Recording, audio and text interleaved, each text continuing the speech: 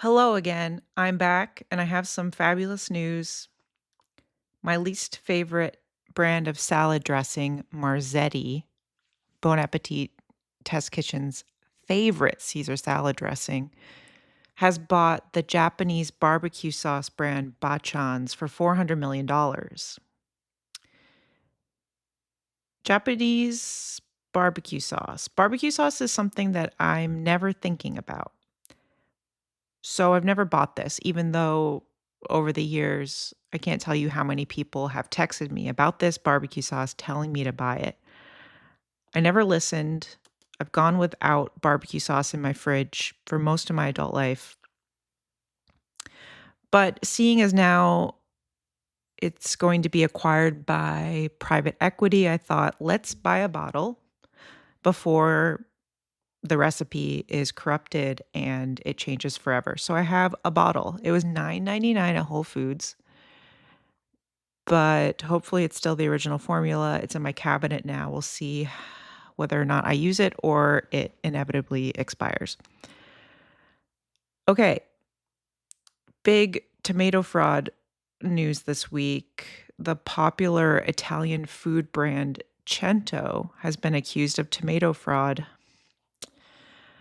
I do have a can of Cento organic tomatoes in my cupboard. It's funny that this came up because I was just watching a video, I think it was America's Test Kitchen or something, where they were reviewing canned tomatoes, and they chose Cento as the number one brand. But all the other options were like Hunts. So there wasn't much of a competition. They didn't have these nicer tomato brands, like Bianco di Napoli or anything like that. So I don't know what the angle was. I'm gonna make a tomato sauce today. I'm thinking about using Cento just as a taste test. Now, the controversy is over their claim that they are Marzano tomatoes, and it doesn't have the DOP designation.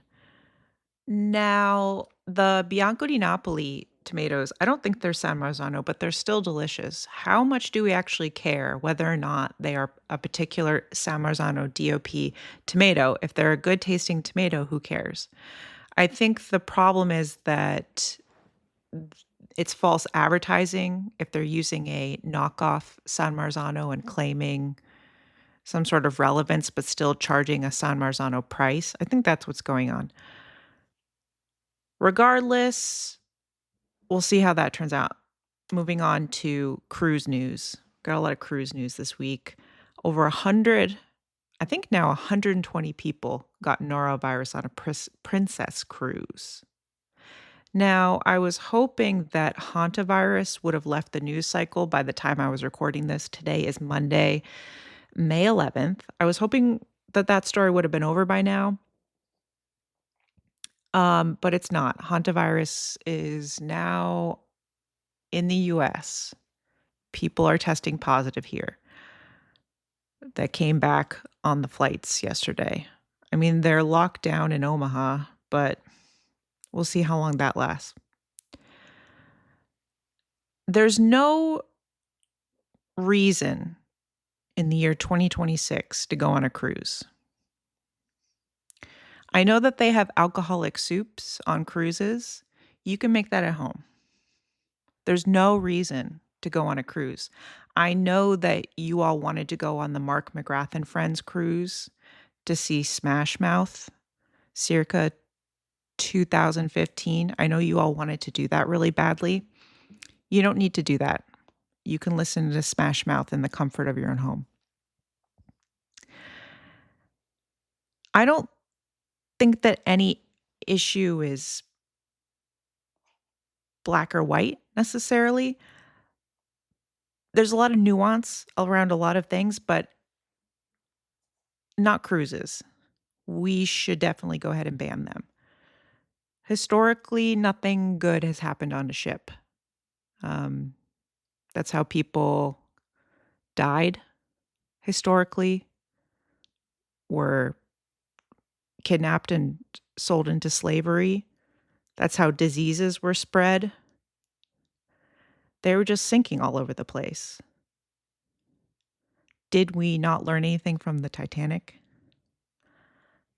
I'm probably the only American girl my age, who has not seen the Titanic. My mom wouldn't let me.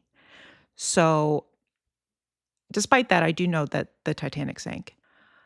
I have a lot of experience and practice from this time in my life of pretending to know what's going on. And I feel like I've spent most of my life pretending to know what is happening. It's actually coming in handy as the older I get, and everybody I know, everybody around me seems to be getting married, owning houses, having children, which, you know, none of which I have experience with. So on days when I have to interact with real adults, I do feel like a baby, giant baby in a diaper, waddling around, and I know one word. And I kind of have to pretend like I know what's going on. I don't think that I should necessarily achieve any of those goals or that I need to achieve any of those quote unquote goals. And I don't think I should. Anytime I have a dream that involves having a family, I spend the entirety of the dream trying to kill them. Anyway, I don't know if anybody else who is well into adulthood but doesn't meet any of the milestones that come with adulthood feels this way, but I do feel like a giant baby and I'm just pretending to know what everybody else feels like. Okay, back to hantavirus, which it's not looking good. I mean, I'm not an epidemiologist, but it seems if you look at the studies that they did, they're available on PubMed about the spreading in Argentina with the Andes variant. It seems like it spreads pretty easily. And I think that the CDC leader, what's his name, Jay, or he's actually the acting NIH director, sorry. Anyway, all these folks are downplaying. Anybody that you see on like an ABC, NBC news channel or affiliate, they're all downplaying and they all have the same script. They're all downplaying the spread. I think it could be bad. It seems like it spreads more easily than people are letting on, especially if you do look at the studies where people caught it just by passing each other in a hallway. But let's hope that it doesn't get too bad. I have been making jokes all week about hantavirus sounding like Honda virus, which sounds like something that would happen to Brian's parents.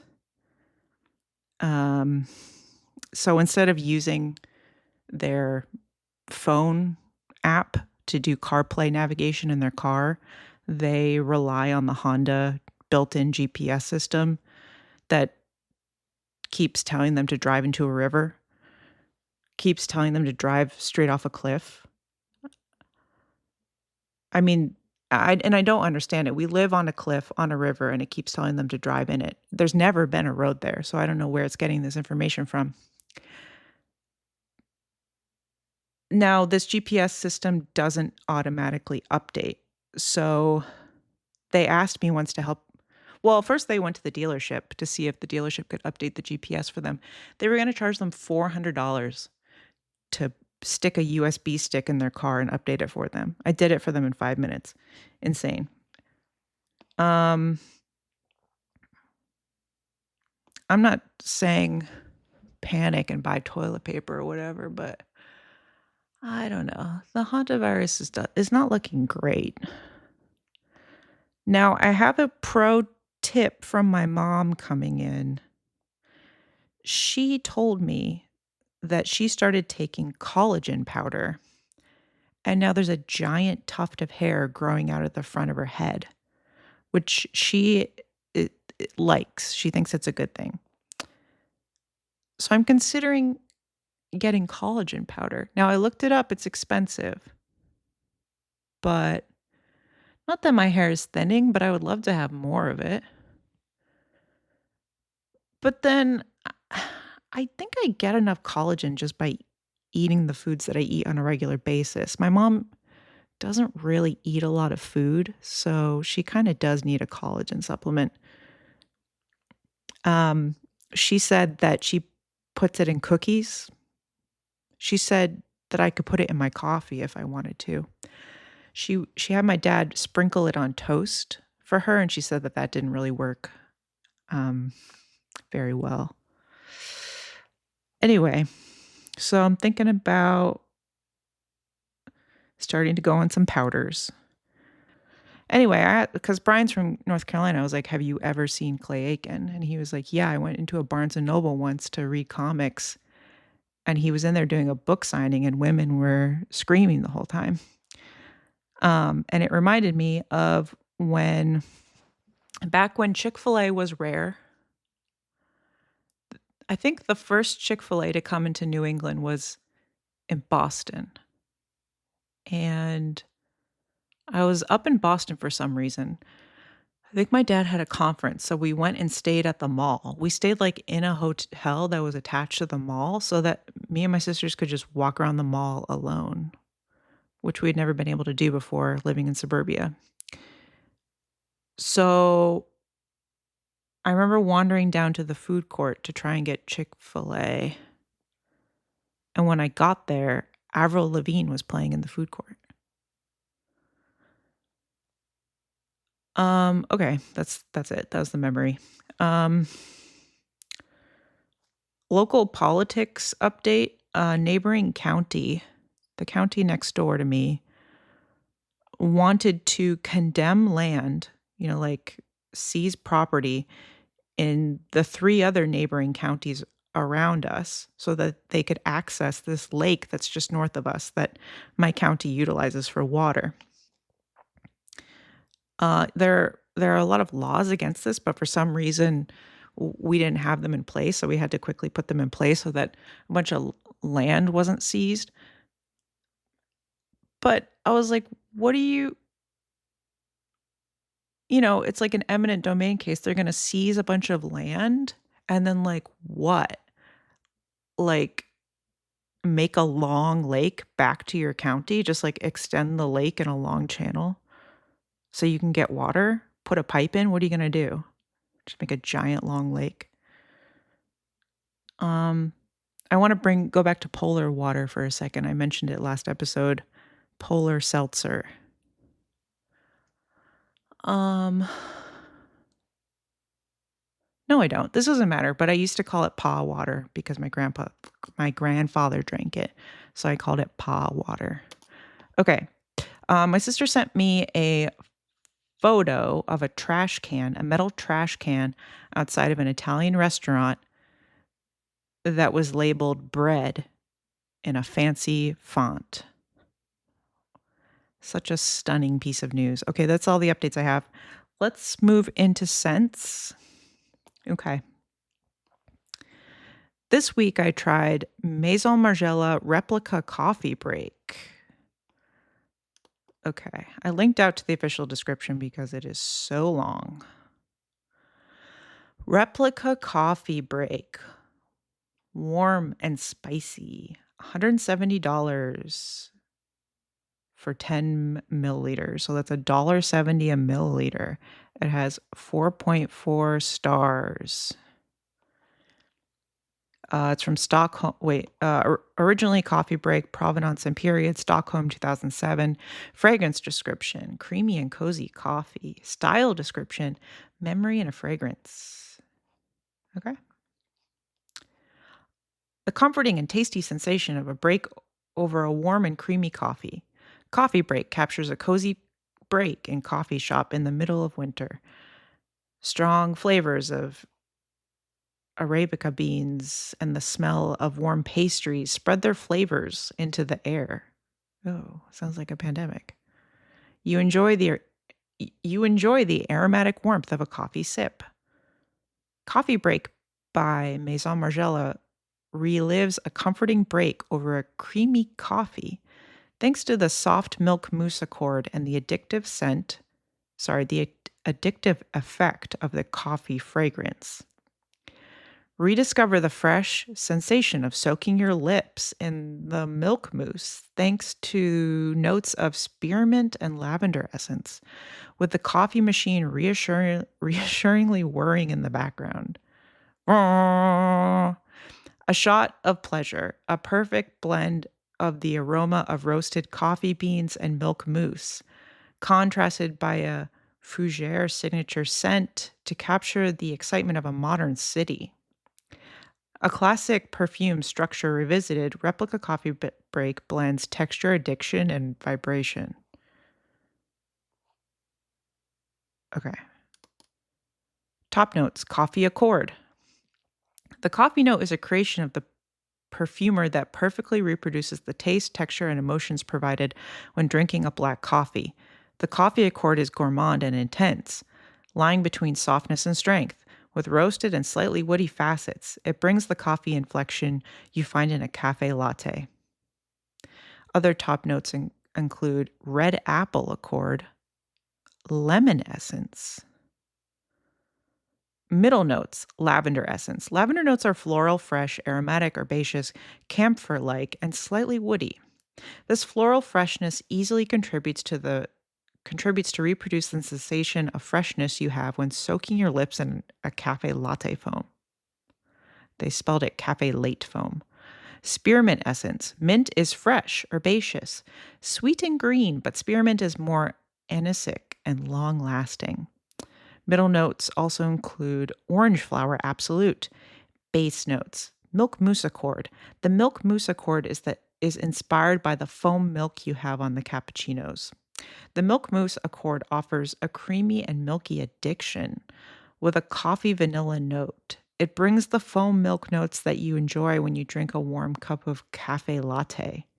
Base notes also include sandalwood essence, cedarwood essence. All right, let's get to my review, the most important review of all. Immediate Nordstrom's circa 2003, mall coffee, mocha. Small local 90s coffee shop on the main street with a table of small boxes of chocolates and gift baskets. Vanilla, soap, deeply layered.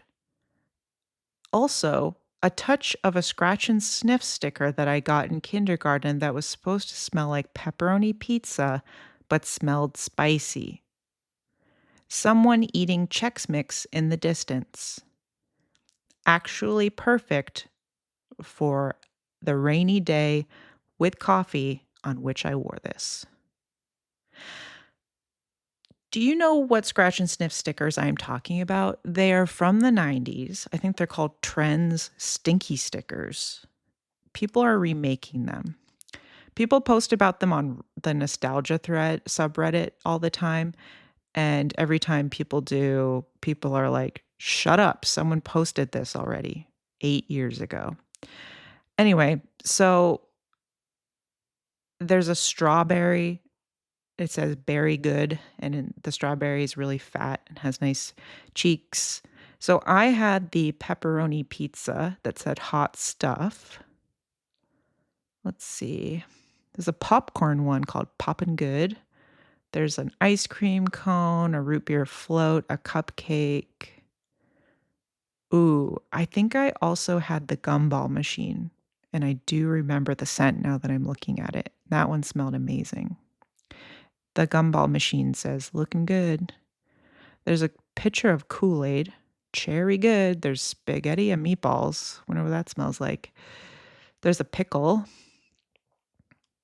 There's a skunk. Okay. Wow, there are a lot. It's like a very particular, it looks like a 70s illustration. Anyway, those are great stickers. I don't know if the reproductions also carry the original scents. That would be interesting. An update on what my cat Daddy smelled like. This week he smelled very peppery, like when you trim up a tropical plant and it has that peppery smell in the air. That's what he smelled like, but also like pencil shavings. Also, there's a fertilizer that Brian buys for growing crops. And I used it when I worked at the farm. We used it, and it's called Harmony. Harmony. And I started using it for my roses. And it smells like hot chocolate. It smells like Swiss Miss hot chocolate powder. And it is brown, and it does kind of look like you're just spreading Swiss Miss all over the place. When I worked at the farm, I brought it up, and nobody agreed with me. But I think I smell things differently, or I pick up on things. I'm always talking about what something smells like, and people are like, "What are you talking about?" Okay, let's go to the internet. I want to recommend a TikTok account. Their TikTok handle is flood_freak. They're a flood freak. They look at maps of floodplains and ancient lakes and all sorts of things, and will show you, I don't know, what the Great Salt Lake used to look like. Or, I don't know. If you're into floods or waterways or historical maps of any kind, I'd recommend it. Flood Freak. All right, here's a TikTok video. Granddad Joe. There's an account on TikTok. It's a man named Granddad Joe, 1933. I'm assuming that's the year he was born because he is very old. And he makes recipes, ancient recipes. So he's making a recipe here that looks disgusting. What is it? I'm trying to watch this video, and this CAPTCHA is making me drag puzzle pieces. Please let me watch the video. I'm not a robot. What did he do? I mean, I'm trying to remember. Stop. Okay. Old-fashioned pasta pudding recipe from the 1920s. Yeah, it's like eggs and milk and pasta, and you bake it. And it's really watery. And then he puts jam over it. I guess he put sugar in it too. It looks awful. But my favorite comment, someone wrote, "Looks revolting, XX."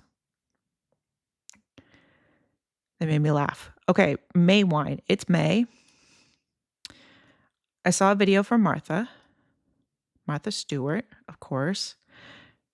She takes bottles of Riesling and she shoves some sort of herb in them. Hold on, I'm exiting out of this video and going to the Wikipedia page.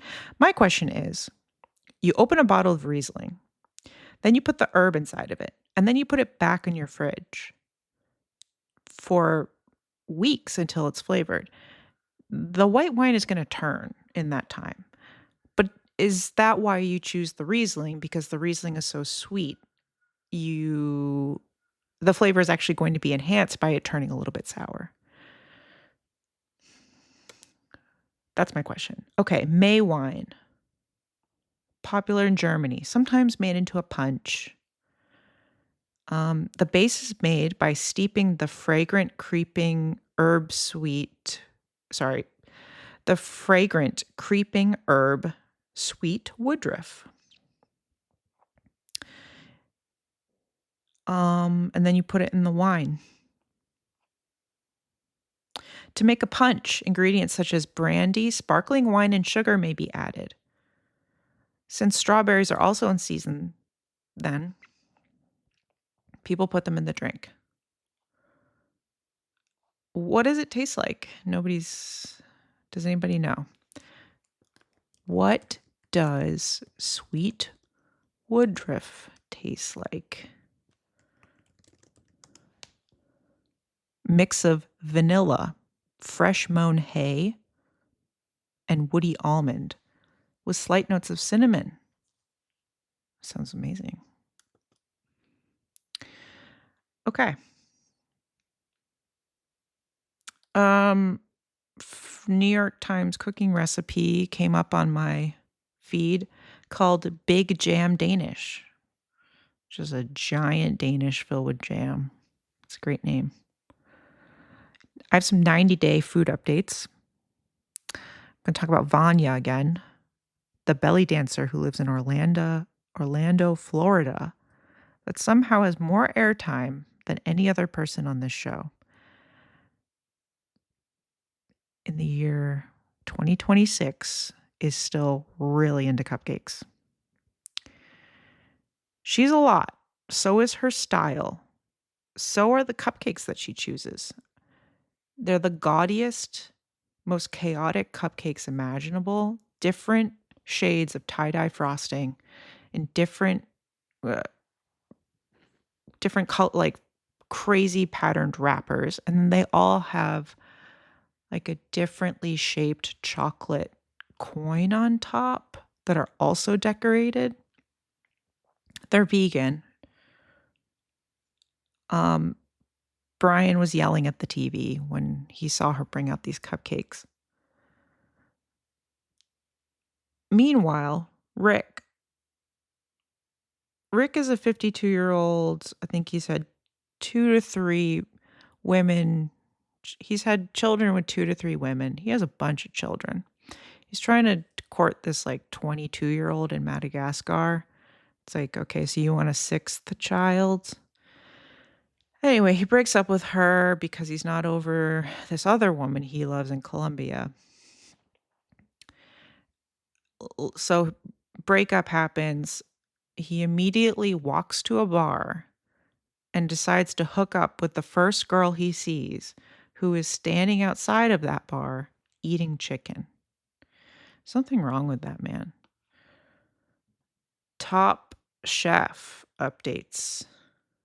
I watched Top Chef and America's Culinary Cup this week alone so as to not torture Brian, even though he does sleep through most of the episodes. Special guest and former Top Chef contestant Shuai has to care. Oh my God. Okay. Do you remember Shuai from Top Chef? He's the special guest. He has to carry a giant cardboard sign into the room in order to announce the next challenge, but he can't fit the sign through the door. So everybody is just sitting there watching him as he runs into a wall over and over again. Eventually he gets into the room with the sign and he tells them that they're going to Greenville, South Carolina, some of the worst news imaginable, to host the ultimate dinner party. So the quickfire challenge, sponsored by Duke's Mayonnaise, which also has recently been purchased by private equity. They have to make an appetizer featuring Duke's. This is sort of rolled into the main elimination challenge, where each person has to serve one of the courses at the ultimate dinner party. They decide to do a Sunday supper theme. And it made me think of this person on TikTok. What's her name? Tiffany Spradley. She has an account called Sunday in South Carolina. Every single one of her videos is like, okay, it's Sunday in South Carolina, y'all. And then she just scans over a giant table of food that her family is eating. And the spreads look ridiculous. You know, like fried okra, salted tomatoes, salted cucumbers, corn. I mean, anything you could imagine on a Southern table, they've done it. It just looks like a good, big Sunday dinner. So that's what they should have brought her on the show. She's in South Carolina. They're going to South Carolina to do a Sunday dinner, like a Sunday supper. Anyway, missed opportunity. So Kristen, who's Kristen? Oh, the host. Kristen describes Jonathan's BLT deviled eggs as yummy, which is unfortunate, just as I was beginning to like her. The judges say that Duane's appetizer, I don't even remember what it was at this point, was basically deep fried mayonnaise, which you would have thought would have been good. They didn't like it.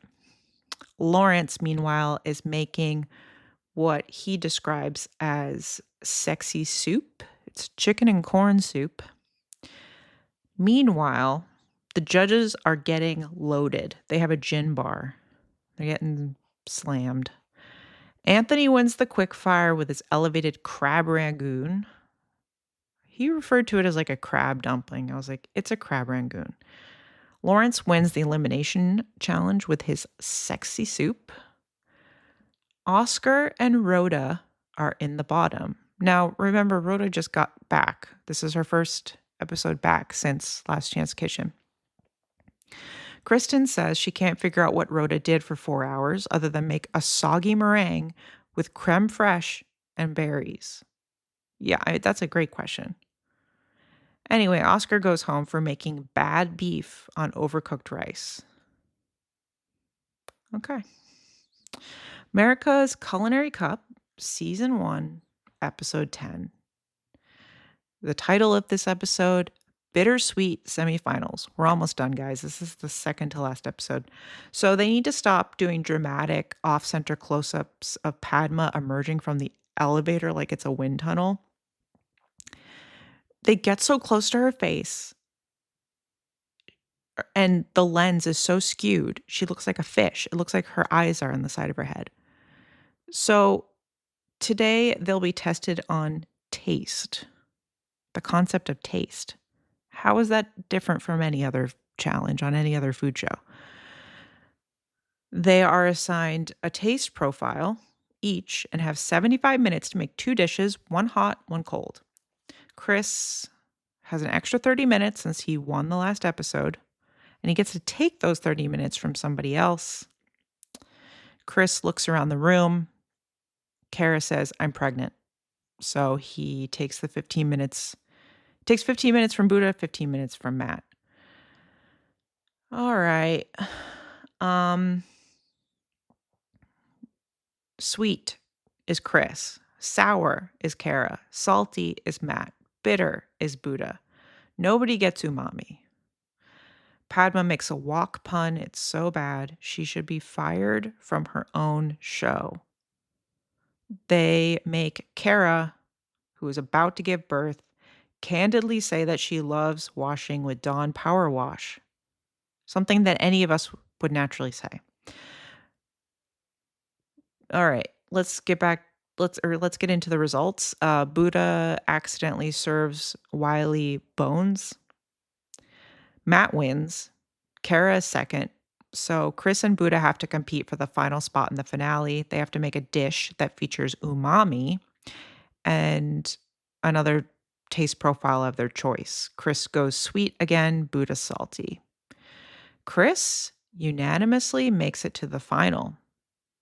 The sauce that he made for his hamachi was such an umami bomb, it tasted like cheese, according to the judges. So, yeah, Buddha goes home. I said I would stop watching after Buddha left, but there's only one more episode, so I guess I'll watch it. But Chris, who was voted least likely to win, most likely to go home, is in the finale, which is crazy. Padma says, come on, boys, and gets into the elevator with the judges. Their dynamic is so weird, but also it's the same dynamic that I have with my 2 cats, constantly saying, come on, boys. And they follow me into a room. Okay, let's get into what I ate last week. May 4th, 2026. It was a Monday. 8:30 a.m. Counterculture coffee with half and half made at home. 10:30 a.m. A bowl of bran flakes with milk. 12:30 p.m. Leftover green curry with rice. 2 p.m. Half a bottle of Brew Doctor Island Mango Kombucha. 6 p.m. A soda with bitters, arancini, and fish and chips at Bar Virgil in Durham, North Carolina. 7 p.m. A scoop of Vietnamese coffee ice cream from Parlor in Durham. I think I'm done with Brew Doctor Island. Maybe Brew Doctor in general. I don't know.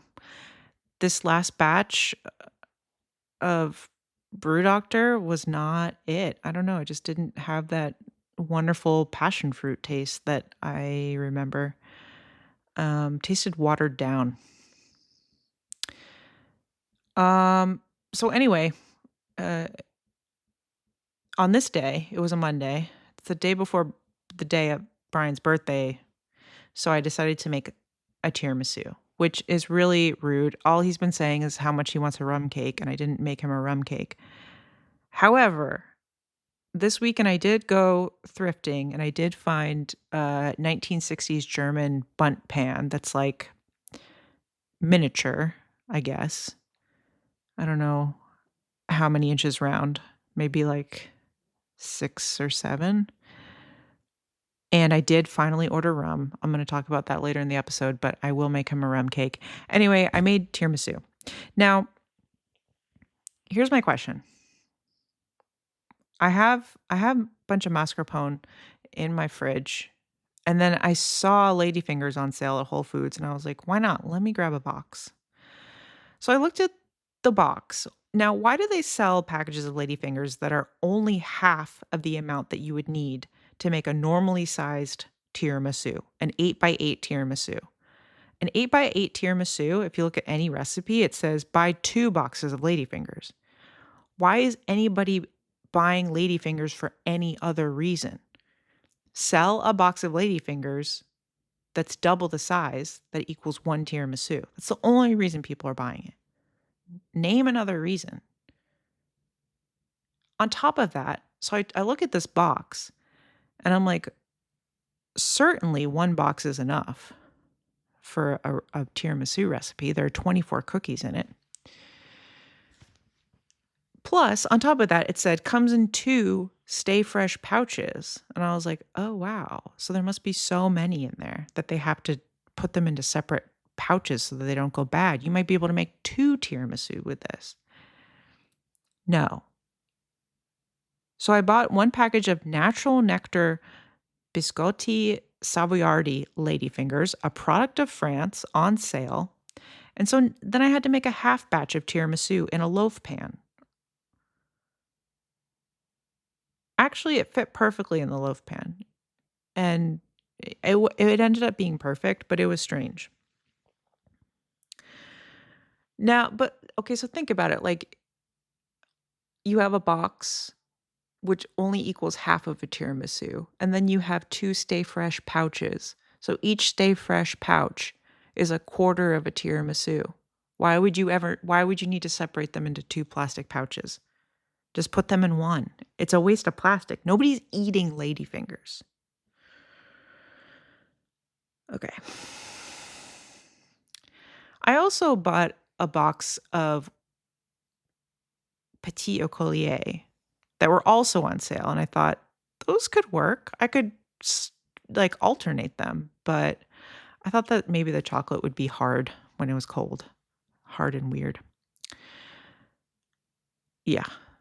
But I keep seeing people making icebox cakes with graham crackers where you like spread a whipped filling or topping on a graham cracker and then stack them together like an accordion. But then you like stand it up. I don't know. That concept is strange to me. I never actually had one of those. Okay. Anyway, I looked up the Alison Roman classic tiramisu recipe on New York Times Cooking, and I modified it. What did I do? Well, first I had to have the recipe because, well, you know why. 2 egg yolks, 25 grams of sugar, half a cup of heavy cream, 4 ounces of Vermont Creamery mascarpone, 3 heaping tablespoons of Trappist red raspberry seedless jam, 1 cup of leftover strong coffee, 1 tablespoon of Dave's coffee syrup, 1 3.5-ounce box of natural nectar ladyfingers, 2 tablespoons of Guitar Center Cocoa Rouge cocoa butter. I whipped the egg yolks with the sugar, put into a bowl. Then I whipped the cream with the mascarpone and the seedless red raspberry jam. If you are from New England, you've probably seen Trappist jam. It's made by monks or nuns or I forget what gender, but those folks. This is the jam I grew up on. Always raspberry, my favorite. I think I got I can't remember where I got this. I think my mom had some at home and she told me to take one home. They don't sell Trappist in the South. I have never seen it. Now, the raspberry flavor was divine in the cream itself. It was great.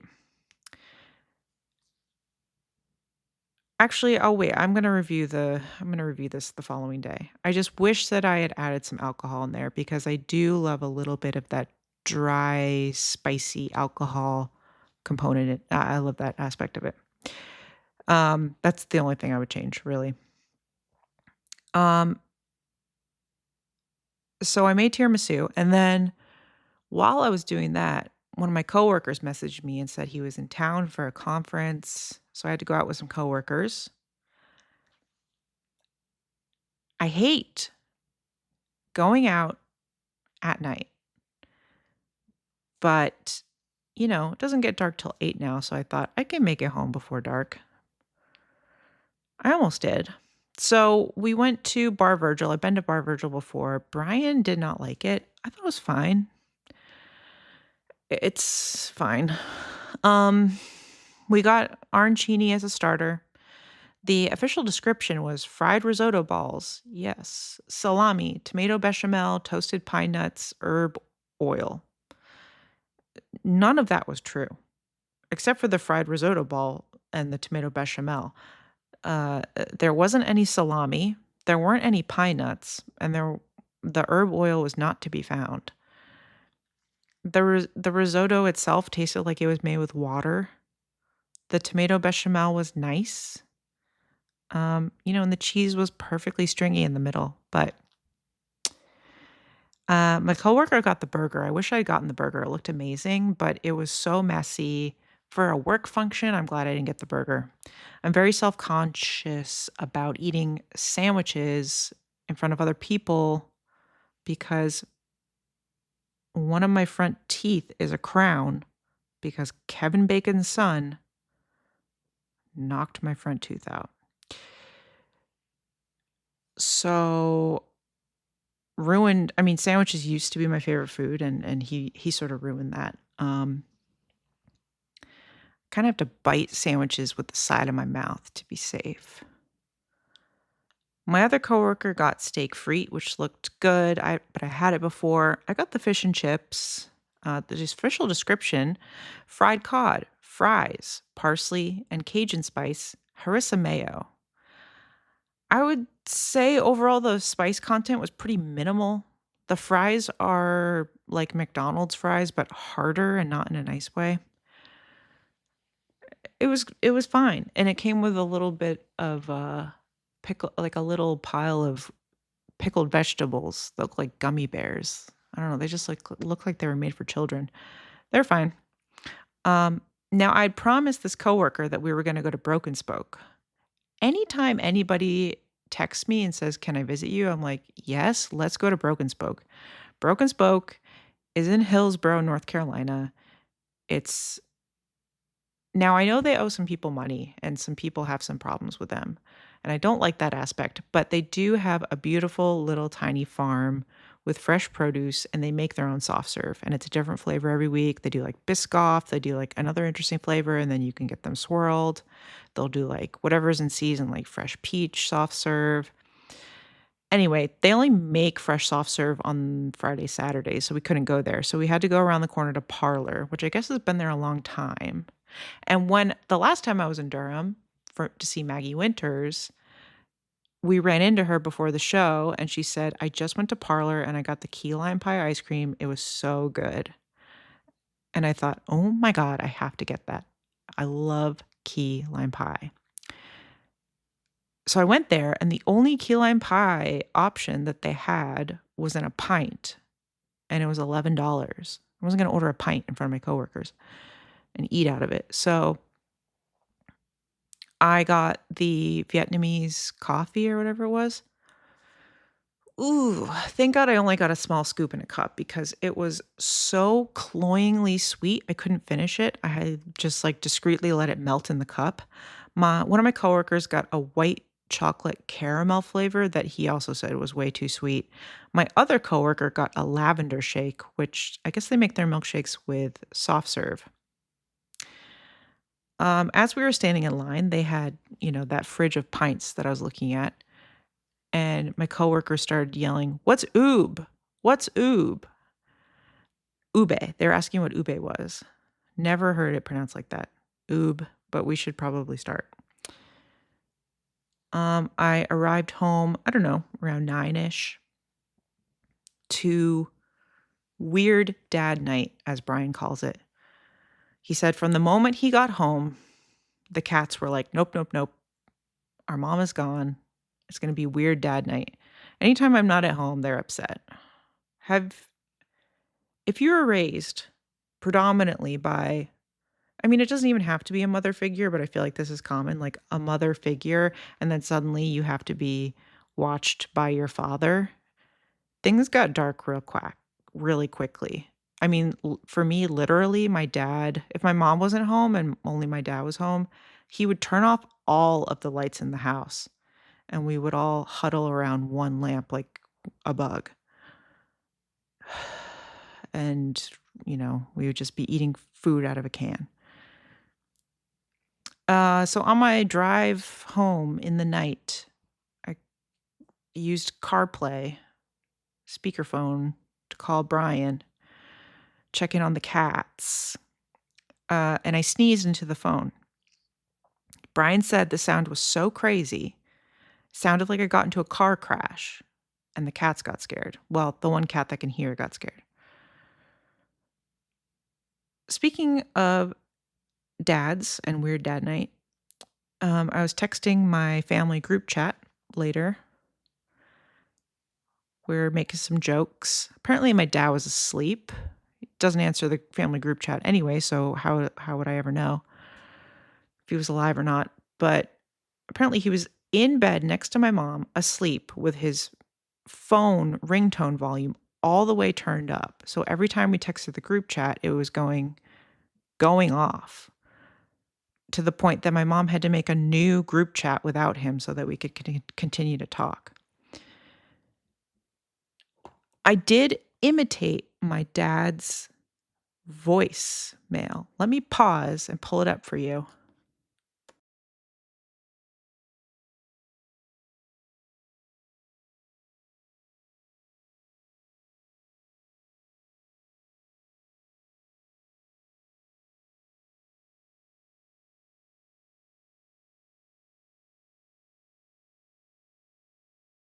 Here we go. Oh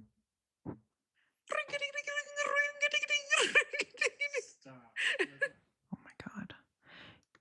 Yeah, did you hear Brian saying stop in the background? I get my own most active at night around 9-10 p.m. in bed. I get real weird.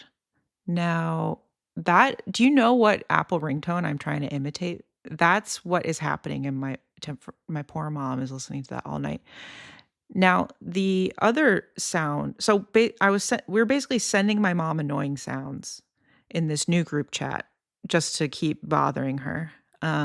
So my sister decided to send this sound that has always bothered my mom. I'm going to play it for you and see if you can guess what it is. It is food related.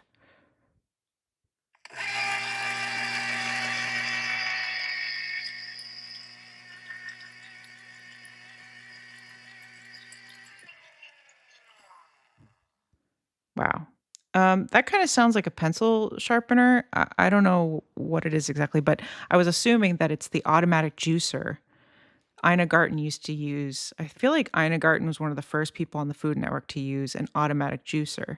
And every time she would use it, my mom would become irrationally upset about it and just shake her head like, what a lazy person to use an automatic juicer.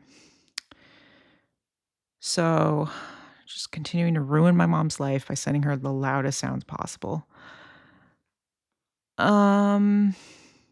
Last note I have for this day is my cat is often making eating sounds in his sleep. And I was wondering, do you think when cats eat stuff in their dreams, they're just eating cat food, or do you think they're eating other things? May 5th, 2026. It was a Tuesday, 9 a.m. Counterculture coffee with half and half made at home. 11 a.m. Milton's salt and pepper crackers with Cedar's garlic hummus. 2 p.m., a flour tortilla with horseradish Havarti, navy beans, a packet of Taco Bell mild sauce, and a packet of Taco Bell fire sauce made at home. 6 p.m., spicy big tray chicken with mixed potatoes, cilantro, and rice noodles made at home, and a small pour of Bitburger pills. 7 p.m., raspberry tiramisu made at home, and a pour of Barnyard Lager. Um, I did like a folded over medium-sized tortilla with cheese oozing out of it and crusting all over the cast iron, which was great. But the tortilla itself was pretty mediocre. La Tortilla Factory should have been, should have given that away, is what the tortilla was called. Got it on sale at Whole Foods. Still way too much money for 6 organic flour tortillas. Especially, I mean, I'm used to living in Mexican neighborhoods where you could just get tortillas anywhere and everywhere. So anyway, got this Roth horseradish Havarti. It tasted like it had been involved in a chemical spill. Like it had rubbing alcohol in it or some sort of cleaning agent, which I guess was the horseradish flavor. Like once I read the package and was like, oh, that's horseradish. Otherwise, you'd be calling poison control. Good thing they put the flavor on the package. The tiramisu. It's set up nicely. 24 hour, it has to sit for 24 hours or so. At that point, the ladyfingers aren't really that soaked through. They're nice and soft, but only at the outsides were soaked through.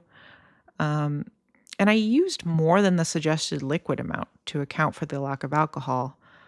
And I was like, did I not use enough liquid? No, I referenced the photo, the original recipe photo, and theirs isn't soaked all the way through either. But I like when it's soaked all the way through. Now, the following night, it was soaked all the way through. And I don't know if it's just because it was the end of the tiramisu where I did soak the ladyfingers longer.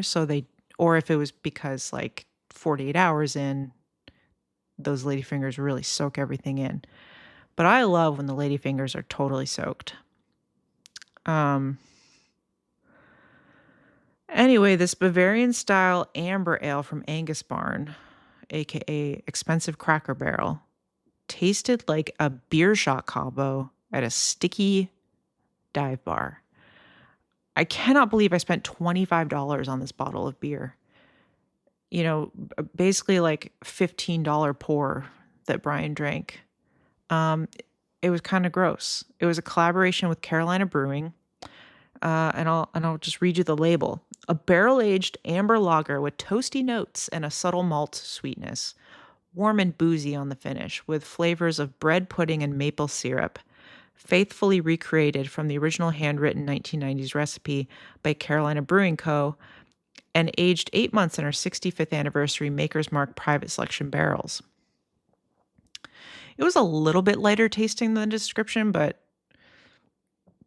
no, it's throwing money away. May 6th, 2026. It was a Wednesday. 7 a.m. Counterculture coffee with half and half made at home. 9 a.m. A cup of coffee with half and half at the office. Cake room. A copy of the London Review of Books. 4:30 p.m. Half of a Whole Foods crispy rice treat. 6:30 p.m. Scrambled eggs, fried potatoes, cilantro, parmesan, taco deli salsa doña, refried navy beans with horseradish Havarti and Texas Pete garlic hot sauce on a flour tortilla made at home.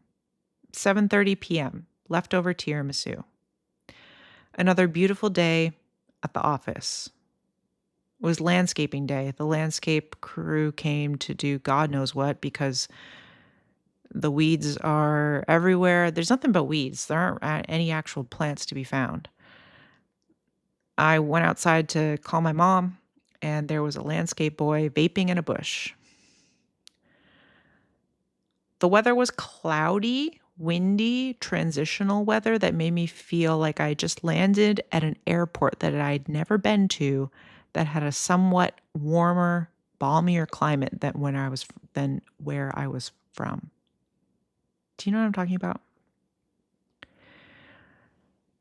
towards the end of the day, I went into the cake/break room to wash out my coffee cup, and one of the younger employees, I don't know his name, he's a very, very tall young man. He was silently hunched over the sink, motionless. I stopped. He didn't move, and I said, "Are you okay?" And he got up and said, "Oh yeah, I'm I'm just tired. I was washing a bowl." I mean, when you're that tall and you have to bend over to wash a bowl, maybe it is that tiring. But then he's like, "Do you need to use the sink?" And I was like, "No, no, no, you go ahead." And then it took him like a long time to wash the bowl. So he clearly hadn't started yet. Um, so I don't know if he was actually upset or if like cleaning a bowl really took that much out of him. I brought up to Brian, who works with young people all day at the farm, and he's like, "Oh no, he was probably actually exhausted by cleaning a bowl. You should come and see what it's like working with students." My sister recommended the Rice Krispie treat or their version of a Rice Krispie treat at Whole Foods. She actually texted it to me while I was driving home from my nighttime out with my coworkers, and I almost went, "Skirt, skirt," and turned around and got one, but it was too late. So I went to Whole Foods after work and got one. My sister described them as like a pillow. To me, they tasted like a vanilla milkshake. Fantastic. Um, Leftover tiramisu. Yeah, I mean, this tiramisu was so good. You really, in my mind, you really just can't beat a tiramisu. And I know that it's not traditional to have whipped cream in it or any cream, but it really does just make it so delicious. And you don't even have to bake it. Um, I did get home from work around 4:30 or so. Couldn't find my cats. They're usually at the door. They were both in bed because it was cloudy and rainy. So to them, logically, it was nighttime, cold and dark. Didn't get out of bed all day. May 7th, 2026, it was a Thursday. 7 a.m., counterculture coffee with half and half made at home. 9:30 a.m., a sunny egg and parmesan over leftover beans and cheese with leftover béarnaise from Angus Barn, and Texas Pete garlic hot sauce made at home. 10:30 a.m., a pour of Brew Doctor Island Mango Kombucha. 1 p.m., Milton's salt and pepper crackers with Cedar's garlic hummus, and 3 Natural Nectar Petite Biscuit au Chocolat. 5:30 p.m., leftover spicy big tray chicken over basmati rice made at home. 7 p.m., Blue Bell cookie dough ice cream. I realize I'm skipping over the spicy big tray chicken because I've talked about it so many times over here, but if you don't know what I'm talking about, it's the recipe from Spicy Village in New York. They do Hainan cuisine, and Mark Bittman got the recipe for this and put it on the New York Times cooking app. One of my faves. One of my faves. That's why I made it for Brian's birthday. It's one of his faves. Um, I just use thighs instead of like chopping up chicken pieces through the bone, which is hard if you don't have a big cleaver. Um, I just use thighs. It's great, and rice noodles or rice. Um, and I gotta say, there's so collagen powder.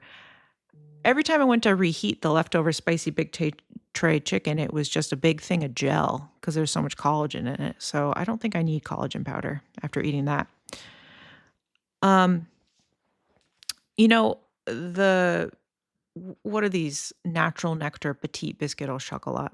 I thought I was buying the LU French brand Petit Escolier, which are better quality in my opinion. I didn't realize I was buying the Natural Nectar version of that, which is the same brand of ladyfingers I was buying. Um, they're not as good as the original French Petit Escolier. Natural Nectar is very strange. I don't know. Their website looks like they made it on a Microsoft Word document. but apparently all the products are from France. I don't know. Um, Brian came home from work that day and told me that he got halal chicken and rice, like New York style halal chicken and rice at a place called Grill and Go Deli across from one of my favorite restaurants that I've never been to, Bussin' Pizza and Pasta, which is now called Bussin' Pizza and Italian Restaurant or something. He said it was good. May 8th, 2026. It was a Friday. 9 a.m. Counterculture coffee with half and half made at home and leftover spicy big tray chicken and rice.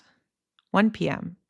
Milton salt and pepper crackers with Cedar's garlic hummus and Taco Deli salsa doña. 4:30 p.m. 3 natural nectar petite biscuit au chocolat. 7 p.m. Ridged potato chips and dip, grilled zucchini, grilled chicken marinated in yogurt, basmati rice, chole, sesame pita, grilled paneer, and grilled paneer with peppers and red onion. I don't know if I actually like hummus. Every time I eat it, I'm like, okay, we're eating this again. I mean, especially like a refrigerated grocery store hummus. I mean, what am I talking about? They're all refrigerated. But even a beautifully pale, smooth restaurant hummus, I'm like, okay, but I wish it was baba ganoush. I really wish that baba ganoush was as widely and readily available as hummus. I think we mass distributed and mass produced the wrong one. Like they're both beige semi dips. Let's just do the other one. Let's just do baba. So I did go to a dinner party, as you can tell. Well, I guess I didn't write where I went. At what are their names? Someone's house. You can tell I was not the one who was invited to this dinner party. Brian's coworkers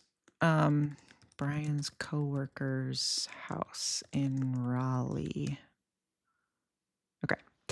I don't want to name a bunch of people. I don't like to name people who are unknowingly on this podcast. And I talk about the food that they made.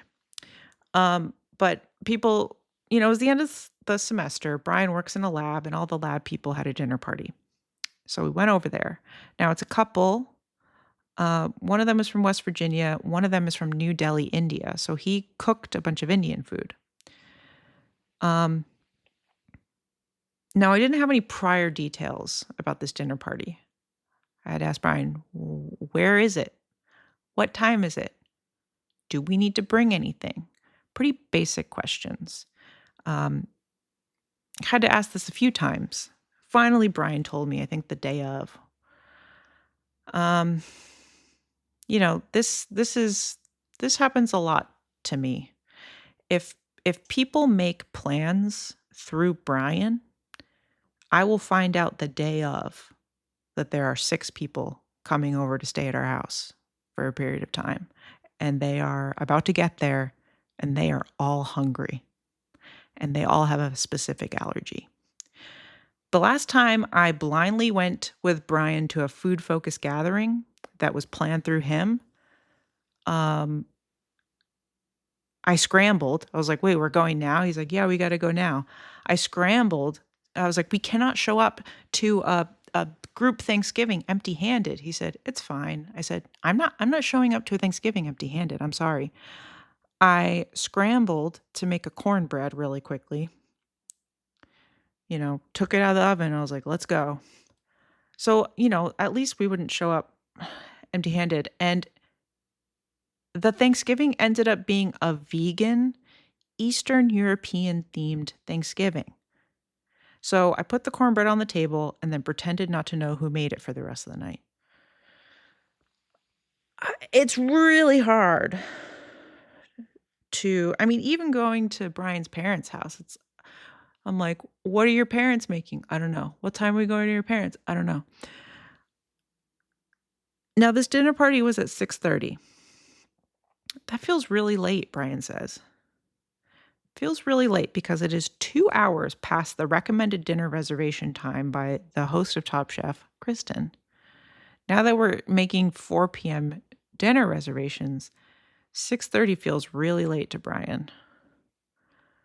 Um, so I spent a good majority of the evening explaining the concept of cookout to a visiting fellow from Mozambique. Uh, we were talking about fast food because he's like, "Yeah, there's a lot of fast food in America." And we said, "Well, have you been to Cookout?" He said, "No." Trying to explain the concept of Cookout, it takes a lot of first of all, the menu's impossible to navigate even for someone who is a native English speaker, native American fast food consumer.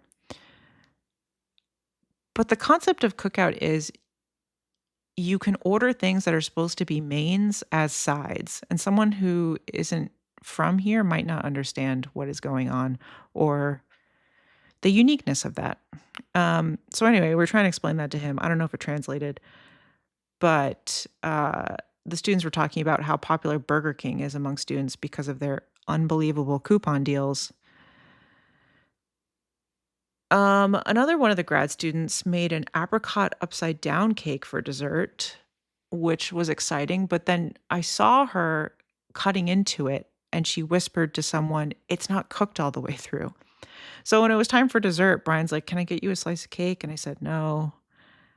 And then I watched him eat a raw slice of cake, but he didn't want to say anything because I just think everybody was standing around eating raw cake and didn't want to be rude about it. Um, but anyway, it was really nice to, for maybe the first time, eat homemade Indian food. I'm always just eating Indian food at a restaurant. I'm never really eating Indian food that someone made who's actually from India in their own home. So, that was great. He grilled the chicken and marinated it in yogurt, and it was really delicious. I love the grilled paneer. He made chole masala, like a chickpea masala. I guess I know it as chana, but they're the same thing, I guess. Oh, and the rice that he made was great. It was just really full of like huge bay leaves and cumin seeds and cardamom pods and some turmeric. It's like really aromatic. Um, and it's also nice because whenever I make Indian curries at home, I'm always like comparing it to a restaurant dish. But now that I have tasted something that's more home style, it's like, oh, okay, I'm not actually that far off at all. Like it's like a one-to-one home cooking comparison. They had a bunch of LaCroix in the fridge. I drank 2 cans of cherry lime LaCroix. Um, the other option was blueberry cucumber or IPAs. Um, Speaking of beverages, I've been trying this has since been solved. This has since been resolved. But when I wrote this, I was in a pickle. I'm really obsessed with this tiramisu that I made. I wanna make more flavors. Now I have this lemon curd, I wanna do a lemon version. I have all these lemons I need to use up, but I was like, I really need that alcohol component, so I wanna order a nice bottle of limoncello to really just do it right. On top of that, while I'm trying to order a nice bottle of liquor, let me get a bottle of Hamilton rum and make a rum cake for Brian. There's some other liquors I like. My favorite, Amaro, Santa Maria al Monte. Um, I'm just thinking of all the liquors that like, ooh, if I had like a dream liquor cabinet, what would it look like? Now, it seems like you can't I kept running into issues when I was trying to order liquor and putting in my zip code, and it was like, you cannot get liquor delivered to North Carolina if you're in a residence. And I like Googled it and it was like, yeah, you can't do that. And then I told my mom, and she was like, "Well, get it delivered to Connecticut, and then when you're up here, you can drive it home." I kept running into the same issue, and it might just be the stores that I was shopping at. Um, and I thought, but at the same time, like North Carolina is kind of strict on liquor laws historically, and so is Connecticut, surprisingly. Like growing up, it was even worse. Um, you couldn't buy liquor in Connecticut or even beer with an out of state license. You had to go to a separate package store. They sold beer at the grocery store, but on Sundays, the employees would throw a brown tarp over the beer that had the words "No beer on Sundays" stenciled on it. I guess because God can't see the beer if there's a tarp over it. You couldn't buy beer, like, past a certain hour, before a certain hour. I mean, it was just, like, very strict, and it's relaxed over the years, um, but I was kind of dumbfounded, like, it feels like I'm under 21. It feels like I'm living in the past. Why can't I order liquor on the internet? Because the only option in North Carolina is to go to a state-controlled ABC store, and, the variety isn't that great. So I was on the phone with my sister, and she reminded me that she was able to ship me Leatherby's, the gin company, ship me alcohol from them to my house. So it is possible to ship liquor to a North Carolina residence. So I went and I tested it out, and indeed it was. Um, did some more Googling. There's a website called Wooden Cork that would ship to my house, but shipping for one bottle was $40. $27 bottle of Hamilton rum, shipping is $40. Found a website called Liquor Barn. I guess I love going to get food and consume things out of barns. Angus Barn. Now I've moved on to Liquor Barn. What did I order? I ordered a few things actually. Let me pull up my order. Hold on.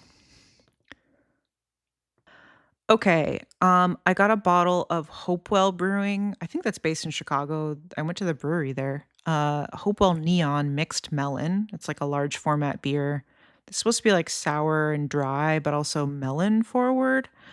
I don't love melon, but we'll see. It looked fun. I got Luxardo limoncello. I really couldn't decide what kind of limoncello to get. I wanted like an Amalfi lemon, but drier flavor, and I don't know.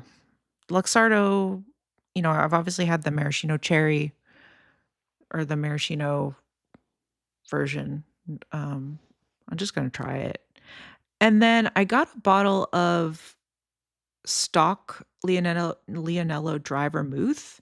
I've been meaning to buy a bottle of vermouth to have on hand because it's a good way to have like cooking like white wine on hand, but you don't have to like be worried about it going bad, like a bottle of white wine. Like I want something that I can like deglaze with, but can also just like sit out on the counter. And then I got a bottle of Hamilton Jamaican pot still rum.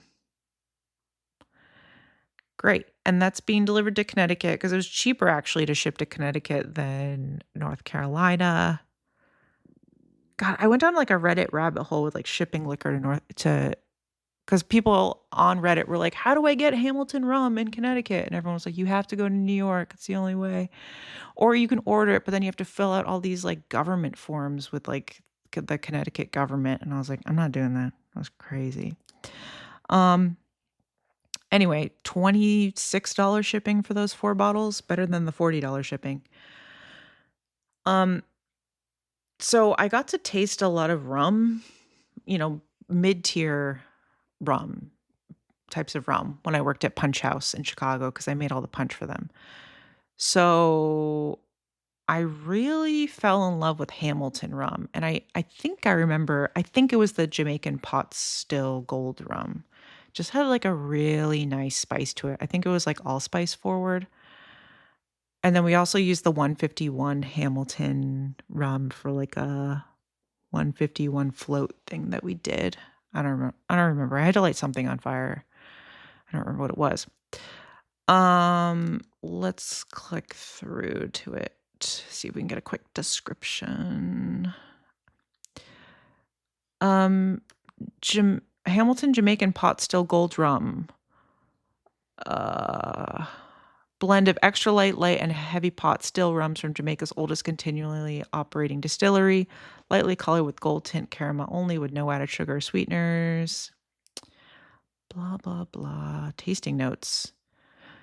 The Worthy Park banana signature is front and center, overripe and funky, dunder, molasses, caramel, tropical fruit, and ripe ester character. Rotting citrus, star fruit, and a floral yeast quality distinctive to Worthy Park's fermentation. Palate, creamy and fruit forward. Overripe banana with lemon drops, pear brandy, caramelized plantain, and a light butterscotch.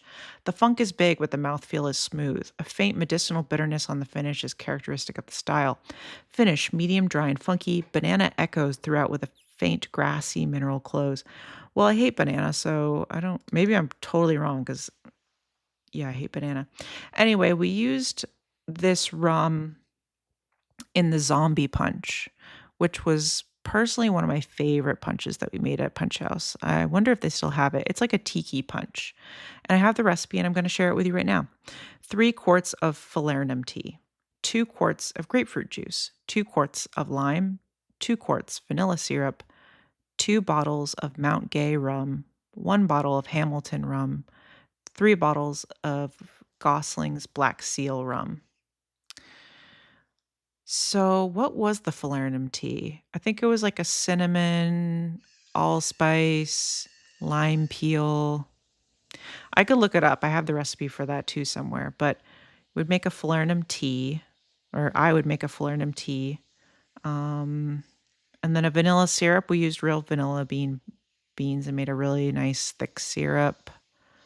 It was just great. It really was. And I think garnished with a cherry. All the things I love. Ooh, some grenadine in there would be nice. Okay. May 9th, 2026. It was a Saturday. 9 a.m. Counterculture coffee with half and half made at home. 2 p.m. Chicken tenders with ranch dressing, macaroni salad, hush puppies, fried okra, sweet potato waffle fries. And sweet potato waffle fries from Debbie's Drive-In in South Hill, Virginia. 5 p.m. A bite of a crispy, crunchy Cajun chicken sandwich from Johnny's Travel Plaza, formerly Parham's Stop in Kenbridge, Virginia. 6 p.m. A coffee-flavored, soft-serve sugar cone from Lickety Split LKG in Bracy, Virginia. 8 p.m. 4 Milton's salt and pepper crackers. Woke up that morning from some text messages from my former supervisor who was, I think we were talking about community cookbooks together. She said that she had found a bunch of community cookbooks and wanted to give them to me, which is crazy because later that day I went thrifting and found a bunch of them.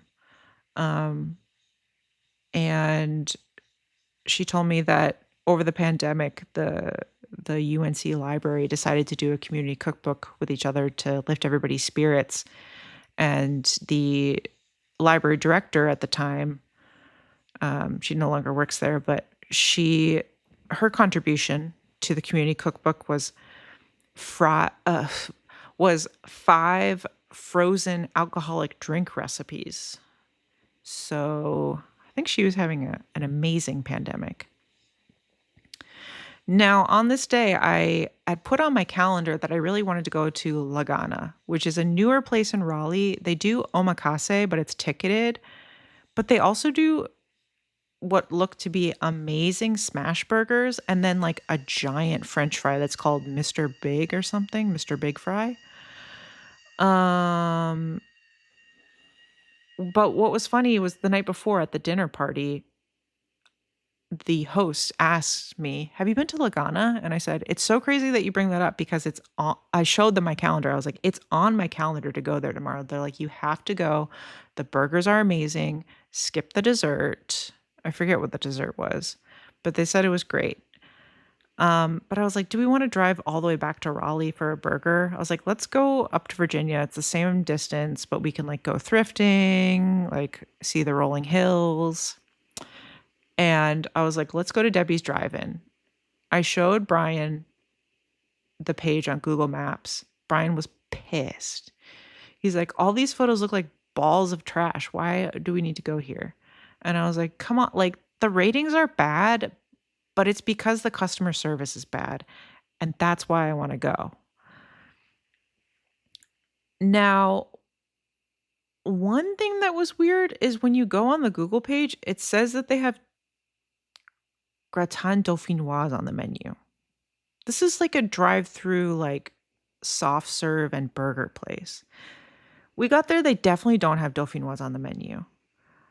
I tried to order a fried chicken platter and they were like, yeah, we don't have fried chicken. We'd have to like make it. And I was like, okay, it's lunchtime on a Saturday. Why don't you? I was like, what are you talking about? So I didn't get the fried chicken because it would have been too much of an ask, I guess. I wish I had gotten like the bologna, they had like a bologna fried bologna sandwich. I don't know. They had so many things that I wanted to get. But I ended up getting chicken tenders because I panicked, which were pretty decent. The seasoned sweet potato fries were amazing. The mac salad was excellent, really good. Sort of reminded me of like a Hawaii, like the mac salad you get on a Hawaiian plate. The hush puppies, you could order either a roll or hush puppies with your plate. Got hush puppies. These are some of my favorite hush puppies that I've ever had. Um, I don't know. A lot of the hush puppies that I get at these old school places are like a little bit more flour based, a little sweet, a little bit like an old fashioned donut. These were more corn forward, a little more greasy, real crunchy but crunchy on the outside, soft in the middle. I loved them. Brian got a BLT and he was like, "This is wait, this is amazing." Um, and I know the customer service is weird, but they forgot to put my drink on the ticket and they gave it to me for free. Um, I mean, I liked the food so much, I almost went back and got soft serve later. Ended up going thrifting, met some strange old people, but found a lot of good stuff. A lot of like really nice vintage Pyrex that was really affordable. I came home with 3 bags of stuff, which meant I had to take 3 bags of stuff out, and I made 3 donation bags of just, like, kitchen stuff that I was like, "I don't even know what this is." I realized I had parts for, um, what do you call it? Not a Roboku. The thing that spins around, but it's not a blender. I had, like, all these parts, but I didn't even have the base. So I got rid of those. I don't know, I just got rid of a bunch of stuff. What do you call it? You make pie crust with it. I really need one, and it's been on my Christmas list forever. Uh, Food processor. That's what that is. Anyway, um, we stopped at a place called Blue Heron, which has moved. It moved from one town to another. It's called the home of the Mega Sub. They make really big sandwiches. Went in there and it looked question mark. So we left. Um, Brian was like, let's go to Parham's. I love to call it Parham's. Parham's is the place where they had all the pork products and the local beans and the kombucha. On Google Maps, it said permanently closed. I was like, I cannot believe it. Turns out they just renamed it. The Parham family sold it. It's now called Johnny's Travel Plaza. So we went there, picked up some more navy beans, and I got a bunch of pork products that I'm excited about. They're all frozen, so I was like, we can make it home with these frozen pork products. I was like, I really need to stop for ice cream though. Let's go to this place called Lickety Split. Apparently they have animals. Um it was weird. I mean, we pulled in and parked in front of a cross that had like a shroud over it. Not a good sign. Um Brian was like, "Can we leave?" He said, "Let lickety split. Let's split the fuck out of this GOP fun center." What the hell are we doing here? I feel like I'm at someone's house. I mean, we were at someone's house. There was a sign up that said private residence. And then there was a man washing his car in the middle of it the whole time, washing his Tesla off. I was like walking around in soap bubbles trying to get an ice cream. Uh, Brian ordered a Bahama Mama smoothie. I said, "How is it?" He said, "It's horrible." It also took him like 20 minutes to get his smoothie. The best part about this place is that they have fenced-in animals that you can go look at. Chickens, some goats. Some of the goats had escaped and were hiding underneath a picnic table. There were 3 barn kittens. They must have been 6 weeks old. They were running around, tumbling all over each other. Now, they had all kinds of flavored soft serve. They had a long list. They had, like, butterscotch. I mean, and I was like, "How the hell are they doing all this?" Like, it's just a little, like, ice cream truck.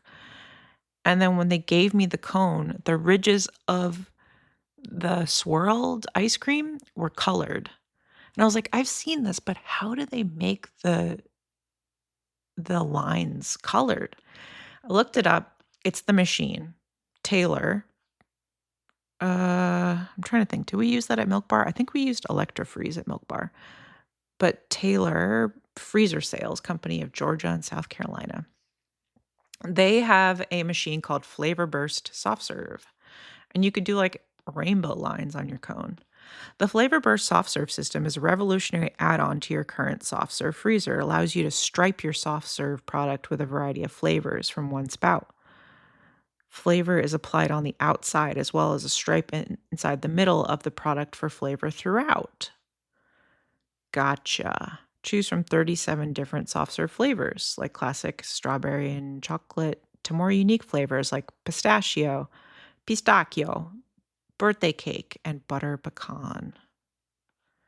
So I got coffee and cream. I mean, it's coffee. Pretty good. I mean, it's soft serve.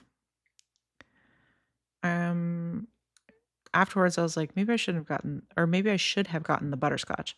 Anyway, on the drive home, I saw a very rare Pizza Hut Quiznos combo. On the very way home, stopped at Walmart because they have the cheapest gas right now. But also, Brian needed to run into the store and grab some tricolor pasta. I said, "Make it quick. We have meat in the car." He said, "Okay." About 10 minutes later, he starts sending me pictures of big screen TVs.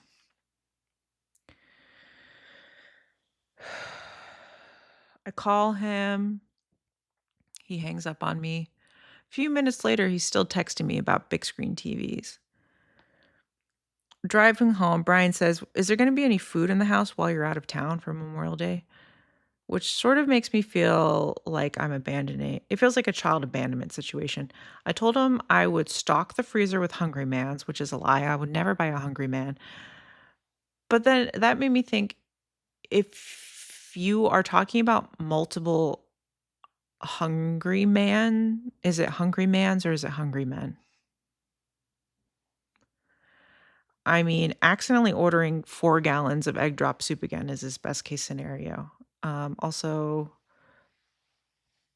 he needs to just make dinner. He can cook tricolor pasta.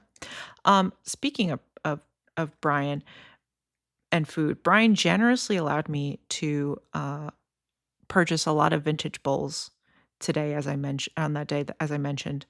Although he said that we needed to get rid of some of the bowls, which is fair, but for this reason, because in the morning he says he can't eat cereal anymore because the bowls are stacked so high in the cabinet that he said he can't fit his fingers in the cabinet to reach the bowl out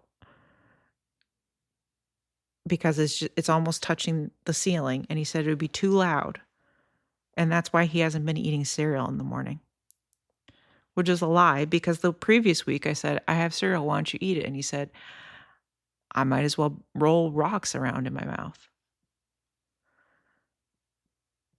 Anyway, I fixed the bowl problem. Now it's in 2 stacks with plentiful room for his giant hands to be able to reach them, and he's eating cereal again, so I guess that was the problem all along. When we got home, there was a brown paper bag on our porch filled with 2 cans of B&M brown bread that Brian's aunt Dolly mailed to us from Boston, and a jug of Vermont maple syrup. Have you had this? It's my mom grew up with it. She had it around the house. It feels very much like a Boston, New England thing. Brian mentioned offhand that he liked it while Dolly was in town, so she mailed him a couple cans of it for his birthday. And then Brian made 2 batches of tricolored noodles. He had to throw the first away in the compost. He said it was so inedible. He didn't This is why I'm worried about leaving town, because he can't even make butter noodles, which is insane because he worked in restaurants for so long. He had to throw away a batch of butter noodles. He made himself another one. I said, "Let me have a bite." He said, "You're gonna hate it." He was basically eating ocean noodles. He said it was like eating the sea. They were in water. He didn't even drain the pasta and covered in salt. He said, "I need to throw this away. Let's go to Chili's. We should just go to Chili's." I said, "Sure," but I looked at the clock. I said, "It's after 8 p.m. By the time we get there, it's gonna be 9. The last time we tried to go to Chili's and stay there past 9 to pick my sisters up from the airport, around 9, they were like, 'Sorry, you gotta get out of here. Only the people with Chili's tattoos are allowed here past 9. Here's a to-go box.'" Restaurants around here are closing real early. Now, I usually never pass up the opportunity to go to Chili's, but it's limited around here. May 10th, 2026 was a Sunday. 9 a.m. Counterculture coffee with half and half, scrambled eggs with ECNU butter, and tender belly bacon made at home. 3 p.m. Milton salt and pepper crackers with Cedars garlic hummus and a brownie made at home. 5 p.m. Navy beans with onions and bacon over basmati rice made at home, and a pour of Miller High Life. Tender belly bacon. Got this on sale at Whole Foods. They should stop carrying it. It's not salty at all. It's not even fatty enough to cook it in its own fat. It didn't even render any fat out of itself. I put it in a cast iron. It all got stuck to the cast iron. There's a spice rub on it. It felt like I was just cooking pastrami. It was so weird. I'd saved half of it to like flavor a future meal. I was like, I'm not flavoring anything with this. Let's just get rid of it. So I cut it up and ate it with beans. So really the only thing it's good for. Strange. The seasoning is strange on it too. Hold on. I can't believe I didn't put the link in. Hold on. Where are your products? Wow, 15 5-star reviews.